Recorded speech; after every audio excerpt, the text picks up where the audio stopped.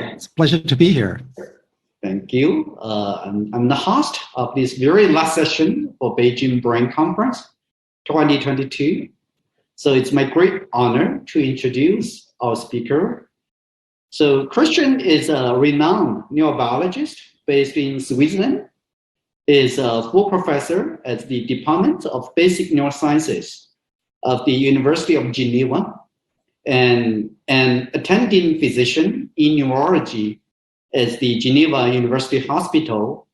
So we are especially honored to have him as a member in the International Advisory Board of Chinese Institutes for Brain Research, Beijing.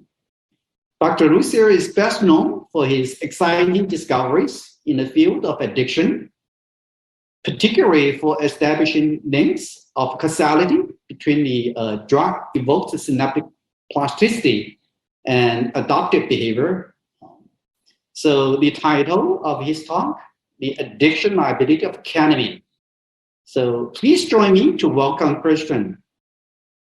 Okay, thank you so much, Min Min. It's a great pleasure to be here, although I obviously would have preferred to be at the meeting in person. So what I have prepared today for you is a study where we look at the addiction liability of ketamine. And in order to understand how we proceed, I would like to introduce you first to sort of the overarching hypothesis that has guided the experimental work in my lab over the last 20 years. So we mostly study the circuits of positive reinforcement, and we believe everything starts when addictive substances, and I've listed here 3 examples, cocaine, heroin, nicotine, converge onto increasing dopamine in the mesolimbic system. This is a system that has its origin in the ventral tegmental area and projects to the nucleus accumbens. There are obviously cortical afferents to that, and there is an output, which are the medium spine neurons, GABAergic neurons, that project back to the midbrain, particularly those that express the receptor D1. So what this dopamine then does is, and Min Min already referred to that, is that dopamine can evoke specific forms of synaptic plasticity. We call those drug-evoked synaptic plasticity if the dopamine transient is in response to the exposure to an addictive drug. And these forms of plasticity do actually then drive early adaptive behaviors such as locomotor sensitization, but also conditioned place preference, and many of these behavioral changes that we see early on in the addiction process.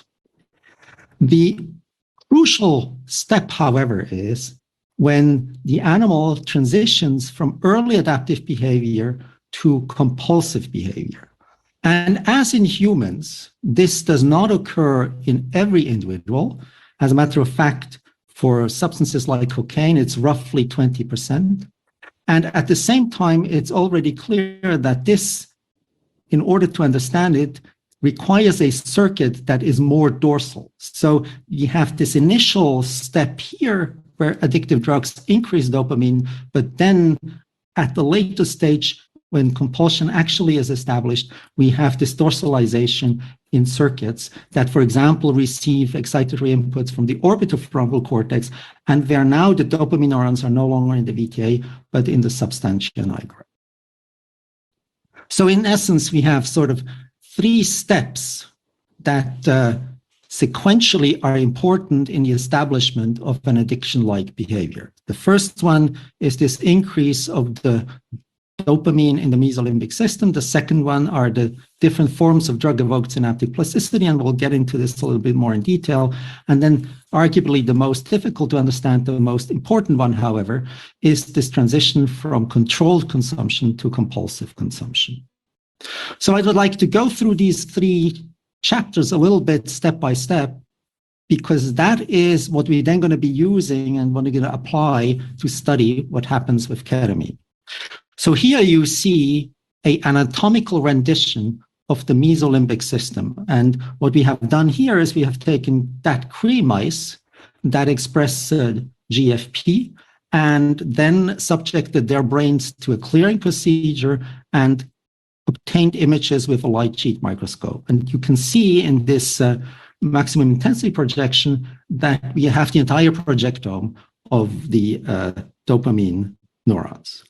So here we have the VTA, we have the strong projections to the nucleus accumbens. So this is the anterior commissure, the rostral limb and the caudal limb. And you can see that this is the accumbens, the medial and the lateral shell. You also sort of find a little bit of a shadow of the cortex, showing that, yes, indeed, there are also projections that go all the way to the cortex, but by and large, the strong innervation is at the level of the nucleus accumbens. We can then look and see what functionally occurs when these projections are activated by addictive drugs. And the way we do this is now we take advantage of these genetically encoded G-protein coupled receptors, such as the D-light or GRAB sensors that have been provided to us by Tommaso Partiarchi, Lin Tian, and Yulong Li, whom you certainly know very well. So in essence, what this system contains of is a inert dopamine receptor. In this particular case, it's a dopamine 1 receptor that is tethered to a circularly permutated GFP. And whenever dopamine binds to this receptor, all it does, it pulls a little bit on this GFP and makes more fluorescence. And here you can see what happens in the nucleus accumbens. When we inject saline, there's not much going on. You actually see some interesting spontaneous activity, but that doesn't change much.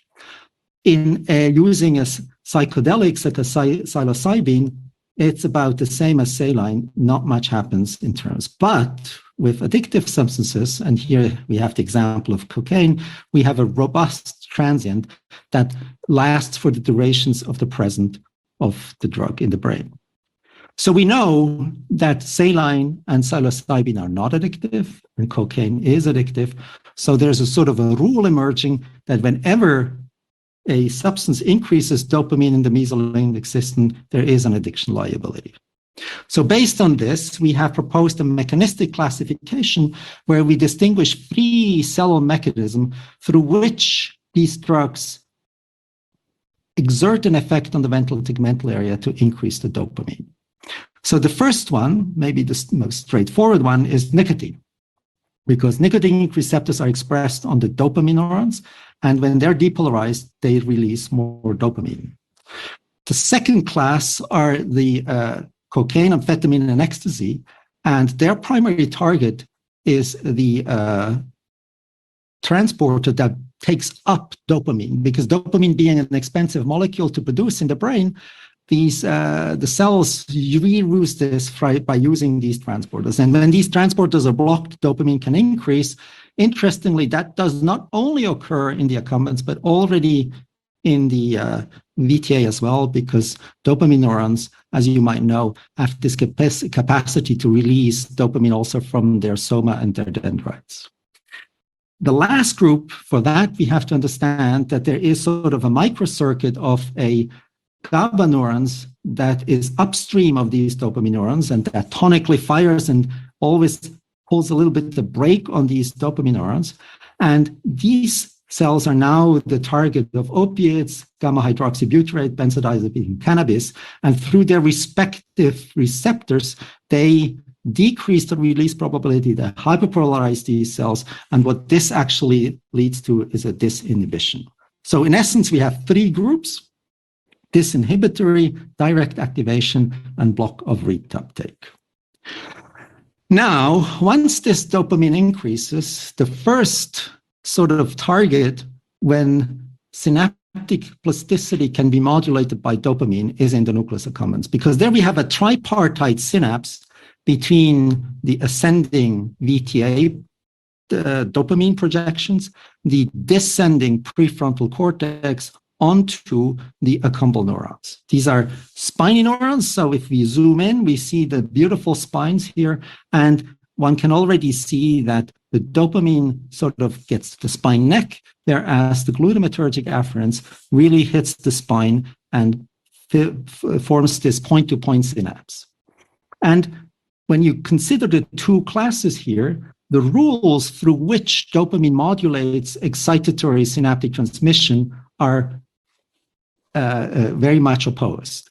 And that is due to the fact that we have different G proteins expressed and linked to these D1 and D2 receptors, the GS alpha, olfactive alpha, and the GIOs. So when a surge occurs, surge as a surge in response to addictive drugs, we favor the potentiation of glutamatergic afferents onto D1, but block LTD. And we'll see that this is important.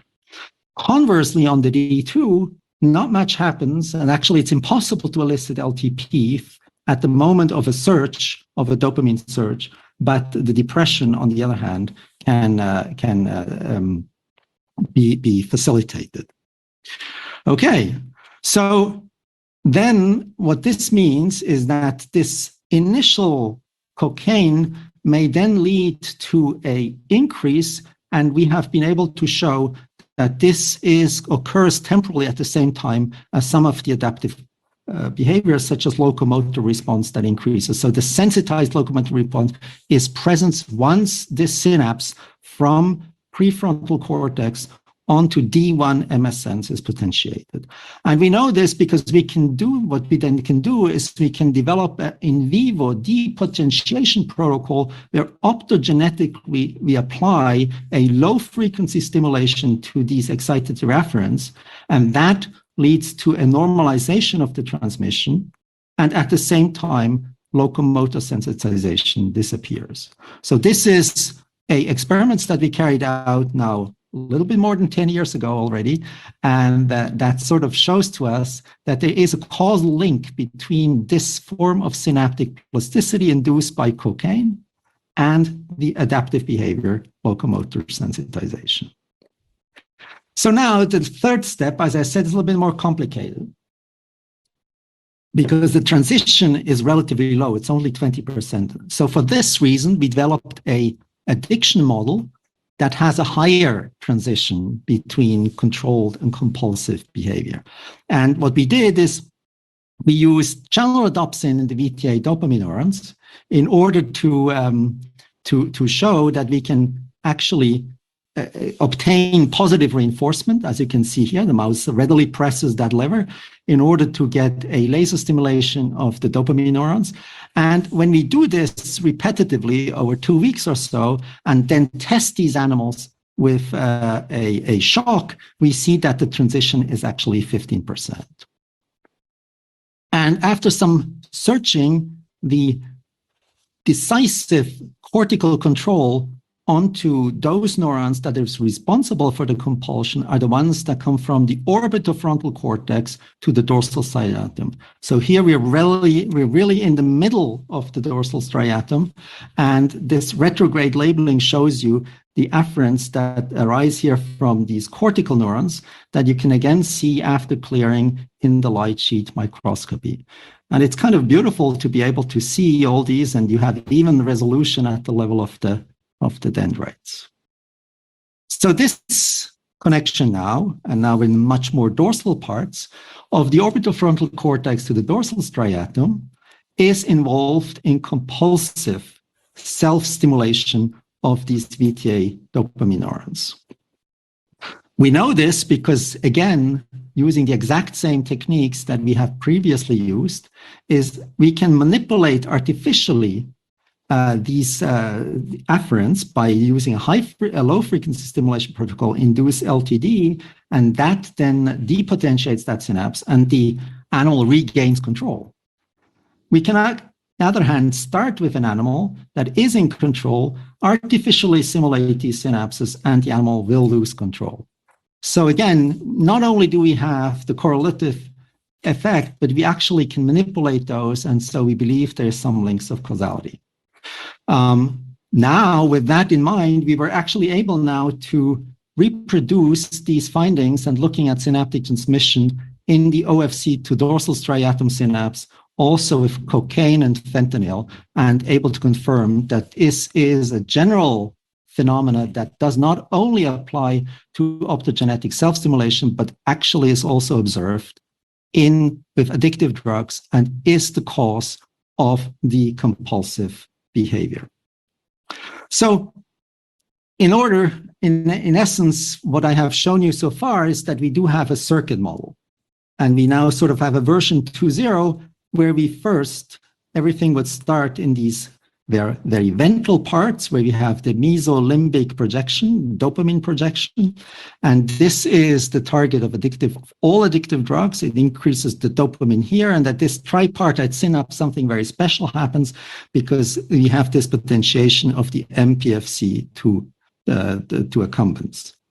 In a second step, however, then we recruit dorsal circuits, and that's likely due to the fact that there are sort of a spiraling connectivity that has been revealed already 20 years ago by Susan Haber.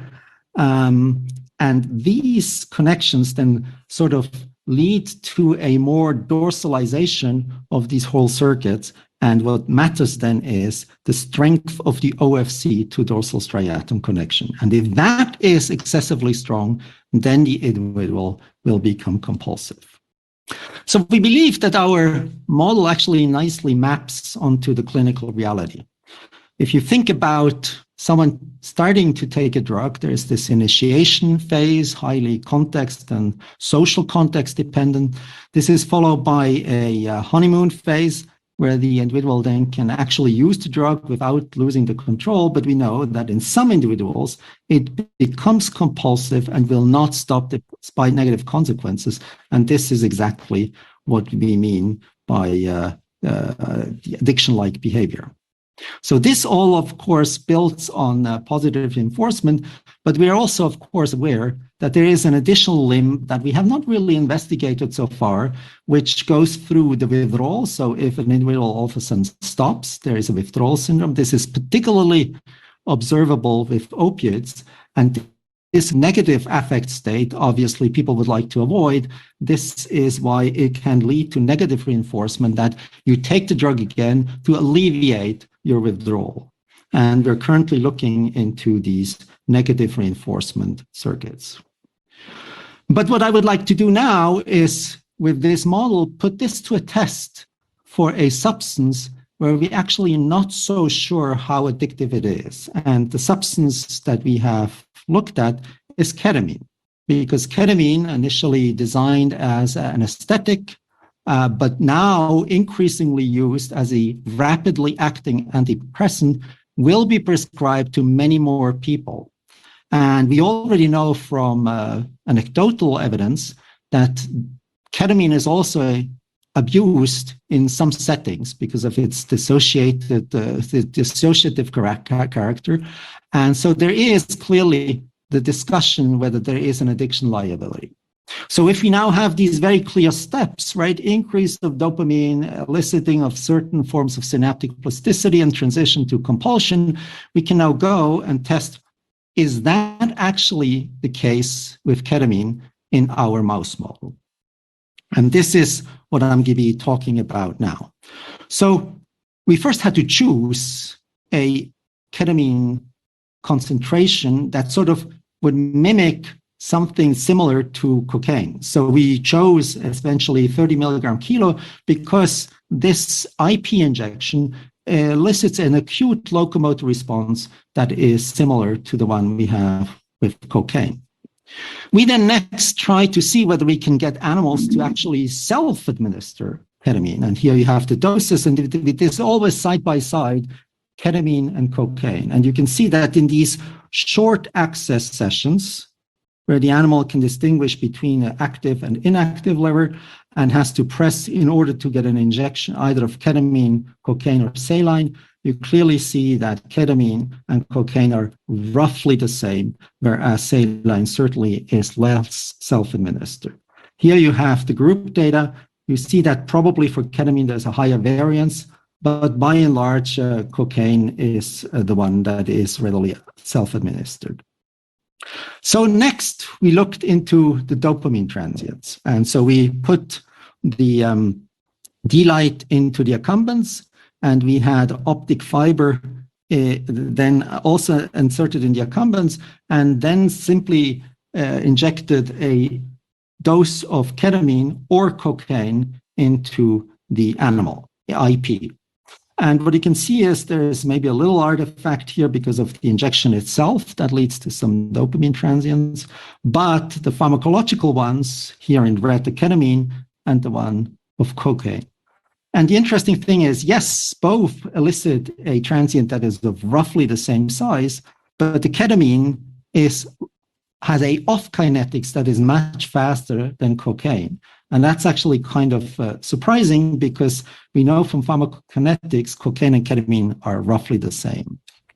So in order to understand what is going on, we took a step back and we then started to look at the activity of these neurons in the ventral tegmental area. So rather than looking at dopamine now, we're going to look at GCAM, so calcium imaging, in GABA neurons, here, the GAD-CRE, and the dopamine neurons in the DAT-CRE.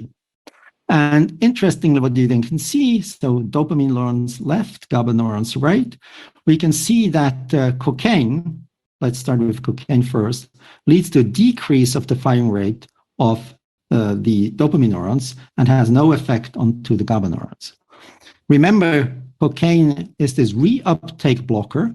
We know that, and we know that this increase of dopamine in the nucleus accumbens can activate D2 receptors that then act as auto-inhibitors of these cells, and this is exactly what we see. So here we reproduce something that is kind of textbook knowledge.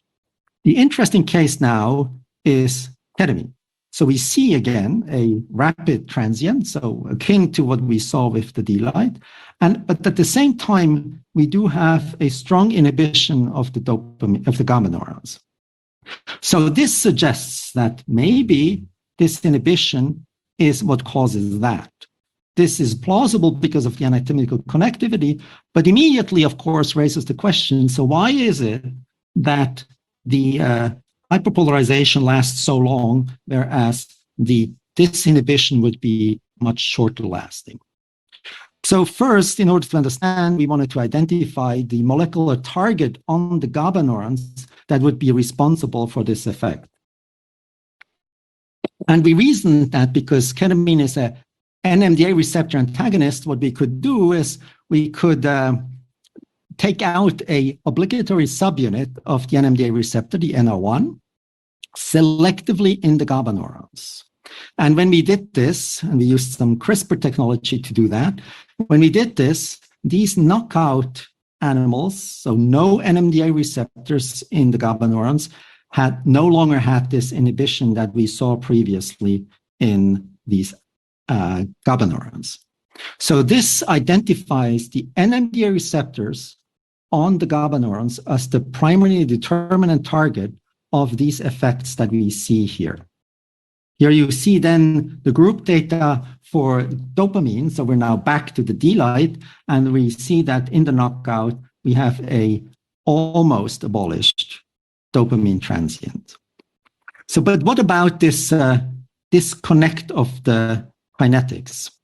So we think that maybe, as with cocaine, there is a sort of a feedback auto receptor effect on the D2 receptors. And in order to show that, we used pharmacology. So this is an irreversible D2 receptor blocker. And you can see that if that is added on top, then the kinetics is extended. It's not a total effect. We have something similar also on cocaine. So it is a partial effect in both situations. But there is sort of a nice correlation between the effect in a given animal that is that really nicely fits between cocaine and ketamine. So to summarize this part, yes, there is a disinhibitory effect, but that dopamine transient is rapidly terminated by D2 receptors on the dopamine neurons. What about drug-evoked synaptic plasticity? So the first form of drug-evoked synaptic plasticity that people have observed happens within hours, but it's best observed 24 hours after an IP injection. So very simple experiment, injection of one dose, let the animal live for another 24 hours, and then cut slices of the VTA and look at AMPA transmission. So here at -70, 0, and +40, we see that we have a canonical IV curve for saline and ketamine, but we do have this deficit at positive potentials for cocaine, which is a reflection of the rectification of these receptors because of their subunit composition. So here you have the group data. We clearly have this this initial drug-evoked synaptic plasticity with cocaine, but not with ketamine. So the next thing is to see whether this is simply due to the fact that the ketamine transient is too short to elicit that. So what we did is we did increase the stimulation time. So now we're going to do artificial VTA stimulation in order to get at the level. So we fully control the dopamine transients in the VTA and the accumbens. And you can see that, yes, indeed, you need a certain duration, somewhere between 15 minutes and 60 minutes, in order to elicit this evoked transmission. So what we then did, we went back and did an in vivo injections when we sort of timed the ketamine injections such that, and we monitored with the D-light what happens. We, by in vivo timing the every other minute or so, give an injection such that we would generate artificially a long-lasting dopamine transient, and went then back and tried the same experiment as previously, and still no drug-evoked synaptic plasticity for ketamine, but of course, very nicely observable one for cocaine. So we believe that has something to do with the fact that ketamine blocks the NMDA receptor. We have seen that, but that probably is also what is really required in order to elicit this drug-evoked synaptic plasticity. And here we sort of have a proof of principle experiment where we show that ketamine at this concentration here indeed blocks high-frequency stimulated LTP in these slices. So here we have the ketamine situation where we decay back within 15 minutes to 0, whereas in the control, we do have substantial LTP. Good. So there seems to be two elements that sort of make it hard for ketamine to induce this drug-evoked synaptic plasticity. One is this rapid off-kinetic, which makes the transients really short. But even if the individual would be able to overcome this by re-injecting ketamine over and over again, it's unlikely because you have this block of the plasticity because of the NMDA receptor antagonism. So we then went and looked at a later stage of drug-evoked synaptic plasticity, which we know after a few days can be observed in the nucleus accumbens.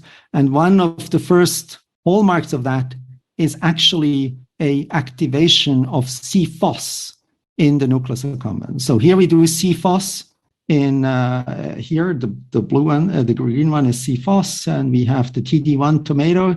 We know that with cocaine, it's the D1s that really become activated, and they show a lot of C-phos, as you can see here in the merge. And that is certainly not the case with ketamine. So the group data shows, again, very clear distinction between cocaine and ketamine. We followed up on that by doing a classical IP treatment over 5 days, which usually would lead to locomotor sensitization. And so this is the rationale behind it.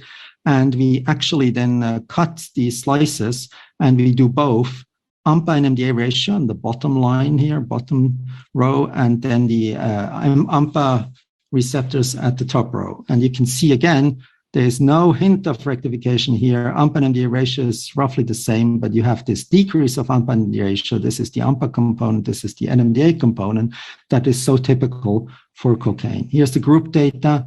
No significant change between saline and cocaine. A little bit of an increase with cocaine, but not with ketamine. And we have this typical decrease with cocaine. So even in this second step of drug-evoked synaptic plasticity in accumbens, did we not see anything with ketamine under conditions where we typically saw something with cocaine. So then we went to the behavior and looked and whether we can actually with this behavior see whether there's locomotor sensitization. And that is also something that requires these 5 injections of daily ketamine and cocaine. And you can see it does build up a little bit. So the normalized locomotion, the distance that the animal runs, does somewhat increase a little bit for both ketamine and cocaine. But then if we wait another 5 days or so, clearly this sensitized locomotor response is maintained in the cocaine situation, but decays back to baseline values in ketamine. And here you have the group data again that really shows you clearly the difference between the two substances. Last but not least, that was on the request of the reviewers, we looked at trying to push the system a little harder, and we looked at infusions, self-administration of cocaine, this time not 2, but 4 hours, to really try to get these animals hooked on the drug. And we did increase slowly the fixed ratio from 1 to 2 to 3. You see here the number of infusions, which initially do go up a little bit, but the animals that self-administer cocaine sort of lose motivation when it gets a little harder with FR2 and FR3. Here you have the lever presses, which basically shows you something very similar. So yes, if it is cocaine, animals really press this active lever over and over again. They also are willing in a progressive ratio schedule to go up to a few hundreds or at least 100 self-stimulations, self-lever presses, I must say, and that is certainly not the case with ketamine. So we failed to induce a sort of something that could even get close to something where we can then could test for compulsion in these animals. We nevertheless tested whether their nociceptive effect is somehow affected. And so in order to see whether these animals can what they do when there is a negative stimulus introduced, what we see is that there are baseline infusions which are relatively low, and but then if we give something like an air puff, and deliberately chose the air puff and not the electric shock because of the anti-nociceptive effect of ketamine, you see that all the animals go down. So there's not even a hint of compulsive behavior, even with this long access things. So to summarize, we have these different groups of addictive drugs that have their specific effects onto the VTA, and ketamine would probably fall into this group of disinhibitory drugs, but it has this unique constellation that while initially it does disinhibit the dopamine neurons and causes some dopamine transient, in the end, this is not sufficient to drive any longer lasting changes beyond some initial weak positive reinforcement. I think this is important because it contributes to the discussion of access to care. Again, if we are considering giving ketamine to many more people, even a small fraction of people who would transient to a compulsive could be a very serious health problem. And while our data certainly doesn't preclude that there is still a small transition to compulsion, I think it's reassuring to see, by and large, that the typical hallmark of addictive drugs are not observed in the rodent model as we did in the past. So with that, let me acknowledge the people in the lab who have been doing this work. So the ketamine project was spearheaded by Yue Li and Linda Simner, who has left the lab by now.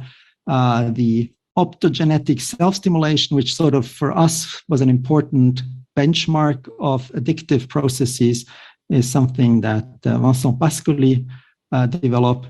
Rida Nashagui is the person who did the anatomy and the beautiful light sheet microscopy together with Mikel Loureiro.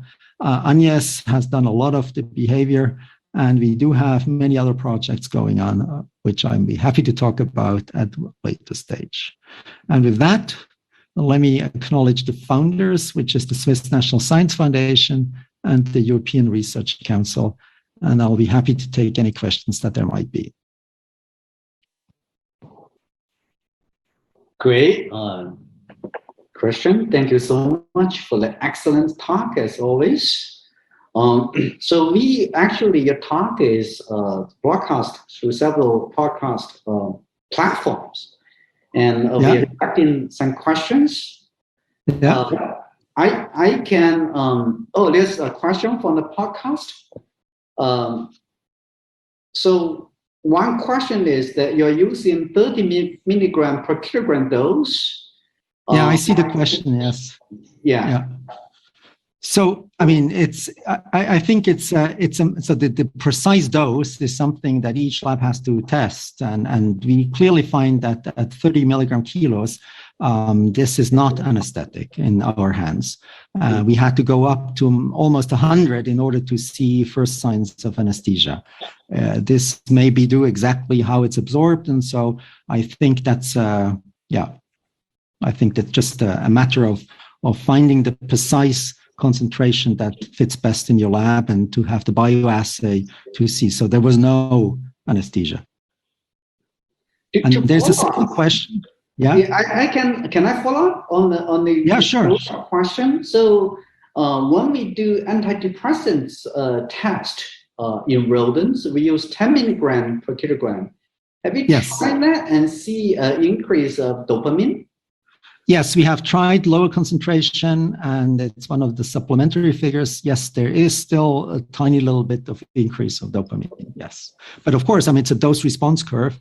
And we sort of, again, I mean, it was a trade-off between using higher concentrations in order to maximize the dopamine transients. But it's clear that with the typical dose that people receive for antidepressant effect, this dopamine transient is likely to be even a little lower. So the next question is, what would be the visual effect of ketamine? Do you see anything? Yeah. So we did not see anything. So, but again, because we don't see it, doesn't mean it doesn't exist.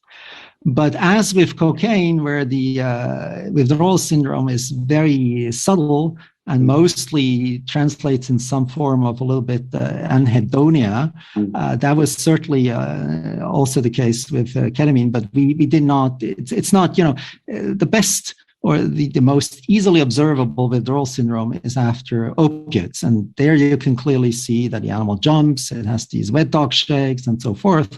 That is definitely not the case with ketamine.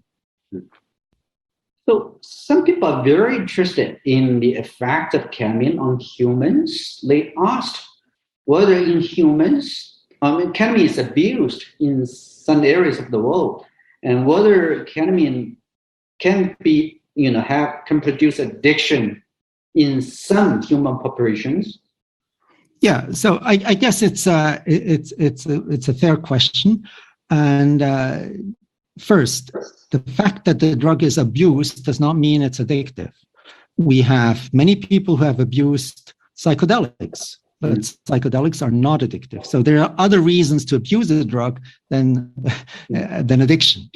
And the second one, of course, is, and I'm totally fine with that, I think we need to be cautious to translate rodent studies to the human situation. Even if we do not see anything, it is still possible that a very low fraction of people who take ketamine for prolonged periods of time eventually might get some issues with ketamine and lose control. Absolutely, this is totally possible. So the third question people ask is that it's reported that ketamine is at least a partial agonist of some opioid receptors. So do you think it plays a role here? Yeah, so of course, ketamine's pharmacology is complex. I guess everybody agrees it antagonizes NMDA receptors. Then there are a list of 5 or 6 other targets where people are a little bit less in agreement. So one are opiate receptors, as you mentioned, and the other one are the D2 receptors. So there are a couple of papers where people say that ketamine can be an agonist on the D2 receptor. And we sort of pursued this a little bit because it could have been that this initial rapid off-kinetics that we see indeed is because of the direct effect of the ketamine onto the D2 receptor. But, talking to people who know this much better than I do, they call into question some of these binding studies. Okay. So there's also a question on whether ketamine has an effect in the circuit, dopamine and GABA circuit within the substantial nigra compacta. Yeah, that's possible. We didn't look, but it's but of course, we do not have the sort of typical motif of the GABA interneuron that is upstream of the dopamine neuron. So it's not exactly the same constellation, but sure, ketamine does a lot of other stuff elsewhere in the brain. And to start with the lateral habenula, that's, there's very good evidence that this is where it all starts with the antidepressant effect. And so, sure, I guess it's one of the fundamental dilemmas of trying to understand pharmacology and dissecting it and mapping it to circuits. It's clear that it has lots of other effects on other circuits, and these you have to be cautious because these other circuits may be connected to your circuit. So yes, there may be indirect effects too. But I think an experiment like the one we did by just abolishing NR1 subunit in the GABA neurons of the VTA takes out all of what we saw. I think this is as strong as it possibly gets. Okay. So to follow up on your discussion about the potential roles of lateral habenula, so here your data indicates that the NMDA receptors in the GABA cells within the VTA, it's pretty much play a primary role in promoting dopamine release. So do you think whether the effects of ketamine on lateral habenula neurons have any role here? Well, as you know, the lateral habenula projects to GABA neurons in the VTA. And so my understanding was that so these are excitatory transmissions. So you could say, okay, the lateral habenula neurons strongly activate the GABA neurons, and that basically brings it down. And so if you have a ketamine in the lateral habenula, you sort of decrease that excitatory drive, and then the VTA GABA neurons are less active. So I think, sure, the two things may be connected, but what is equally important is under what circumstances in vivo this actually occurs. And I heard the argument, and I think it's a very valid one, that because ketamine is an open channel blocker, it depends on the activity of those neurons, whether in this particular population ketamine can act or not. And there's a good case to be made that habenula neurons are the ones that are the primary target. I saw you can compare this to many others, and I did not see a direct comparison between habenula and the VTA GABA neurons, and so that probably would be interesting to know. But again, ketamine is a complex thing. First, it binds to all NMDA receptors throughout the brain, but it can only exert its effect if these cells are sufficiently active because it's an open channel blocker. So I think this combination of those two may add some of the selectivity that we have not appreciated so far. Cool. Thank you so much for answering these questions. I think that we don't have any more questions from our audience. So, Christian, I'll give since you are the last speaker, I will just give some closing comments of the meeting. Okay. So at the end of this session means that we have just completed a highly successful conference. Let me begin by thanking all our speakers. In fact, over 150 of them in the last 3 days for the excellent lectures in all major areas of brain research. I have heard many comments that how they enjoy the talks and interactions during the Q&A sessions. Science, I think by nature is international. I think this is especially so during this I think, special time. We don't have good access to, to international meetings in the last couple of years, especially for Chinese scientists. But, progress in brain research benefits the entire human society beyond politics. By sharing their latest findings, our speakers broadcast their newly found knowledge to a very large audience. Based on our estimation, we have hundreds of thousands of eager students and young investigators who attended these talks. So the active exchanges in the meeting help us to make new discoveries, I think, in the future, to popularize scientific culture and to boost career developments of young researchers and students. So the success of these and previous conferences encourage us to hold Beijing Brain Conference in future, like in 2024, 2 years later. I'm hoping that next time we will have an on-site conference so that we will have more direct interactions and we have opportunities of making more friends. So finally, I want to thank the staff at the Chinese Institute for Brain Research Beijing and the staff of multiple podcast platforms for their fantastic work.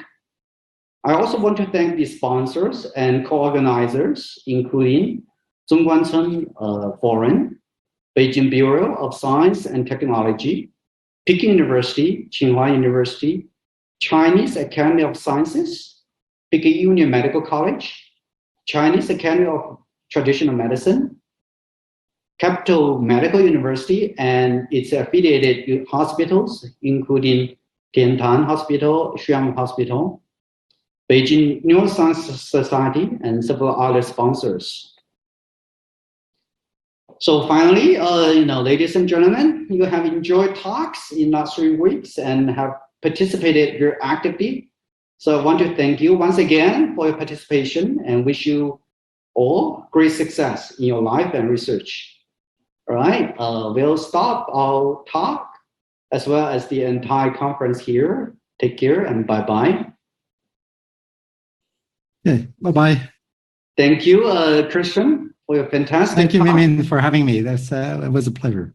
Thanks. Hopefully you will be here next time on site. Absolutely. We just have the phase 2.